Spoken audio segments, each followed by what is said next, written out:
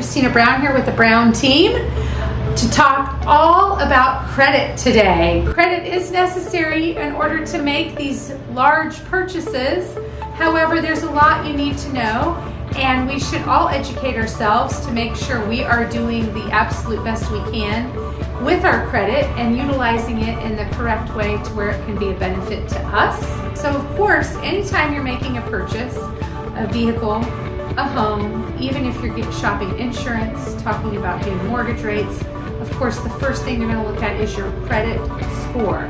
The lower the score, the worse record you have of paying your bills on time and correctly and all of those things. But the other part of that is sometimes people just don't have enough credit. So some of the do's and don'ts will be tips on how to build credit if you haven't had any credit at all. So having no credit can almost be worse than having bad credit. So they definitely want to see some sort of credit history if you go to make a large purchase. And the other thing is there are different versions of your FICO credit score that are used for different types of purchases.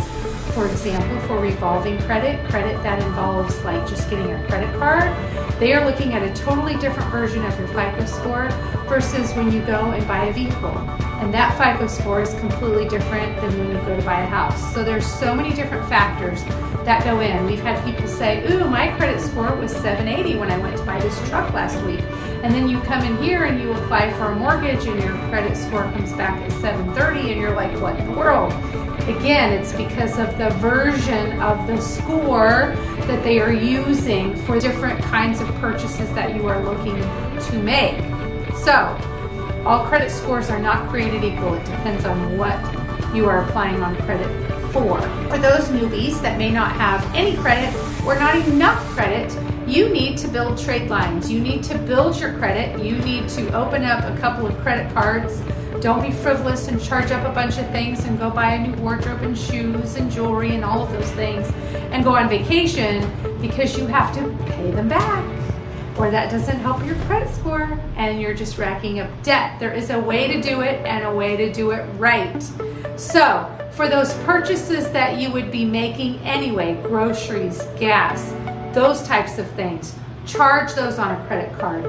Pay them off completely every single month. So don't say, oops, swipe, I'm gonna go charge my groceries and then take that money and go buy shoes, and then the bill comes due at the end of the month and you don't have it because you've spent it on shoes.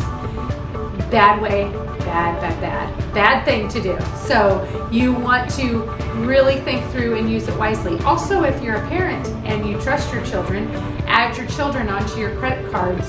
Make them an authorized user that instantly boosts their credit and can help them in order to establish credit. The other things are, if you're paying rent, if you're paying utilities every month, if you are paying car payments, if you're paying phone bills, those things can be used also to help build trade lines. So you just have to be smart about it. So credit tips, do's and don'ts that apply to all areas is number one, pay your bills on time. In fact, if you go to get a mortgage and they find out that you've defaulted on a payment of some sort, you've had a 30-day late payment on something, that can totally wipe you off from being able to get approved to close on the purchase of a home. So having no late pays, not beyond 30 days, is crucial. You have to pay your bills on time. You need to have a good, clean year of that, or it can really mess you up and keep you from getting approved on that home. So the next tip is to keep your credit balances low. Lenders will often tell you to keep your balances under 30%.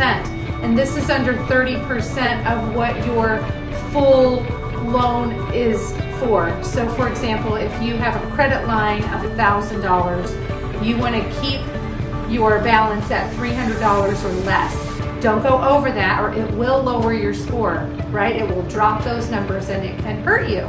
So the higher percentage you have charged on your credit, the lower score you're going to get. So those lower balances, the higher score you're going to get. So keep those balances low. Again, a great way to keep from racking up balances is to just use those credit cards while you're building credit on those everyday things and pay them off every single month. The other do is to have various forms of credit.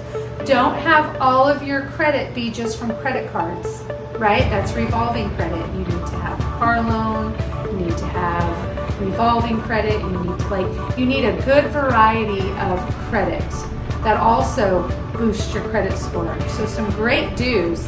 Some don'ts are, this is something we see during the mortgage process, is especially once you are under contract to purchase a property.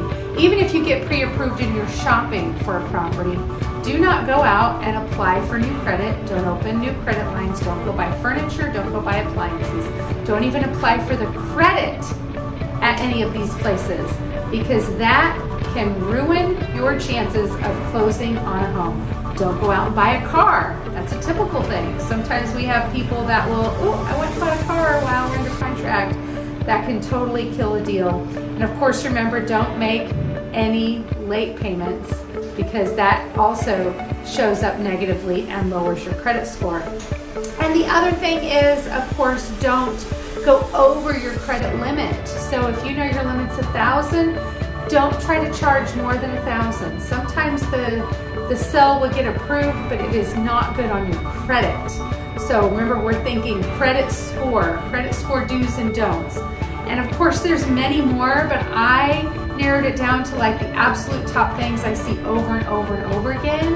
If you have any questions on credit, or you need help, or you're not sure where you stand, you're curious if your credit's good or bad, or you don't have any and you need help, reach out. We can connect you with the right people, but just be smart, be a good consumer, and you can have great credit. You'll get a better rate on purchasing a home. Hope that helps.